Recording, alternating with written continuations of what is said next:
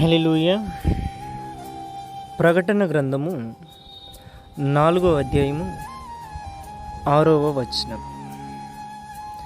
మరియు ఆ సింహాసనం ఎదుట స్ఫటికమును పోలిన గాజు వంటి సముద్రమున్నట్టుండెను. ఆ సింహాసనమునకు మధ్యను సింహాసనము చుట్టూను ముందు వెనక కన్నులతో నిండిన 4 జీవులుండెను.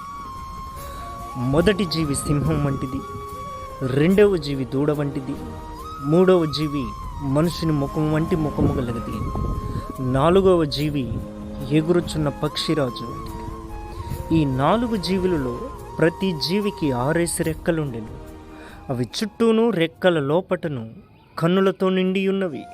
అవి భూత వర్తమాన భవిష్యత్ కాలములలో ఉండు సర్వాధికారి దేవుడునగు ప్రభువు పరిశుద్ధుడు పరిశుద్ధుడు పరిశుద్ధుడు అని మానక రాత్రింబగళ్ళు చెప్పుచూ ఉండును.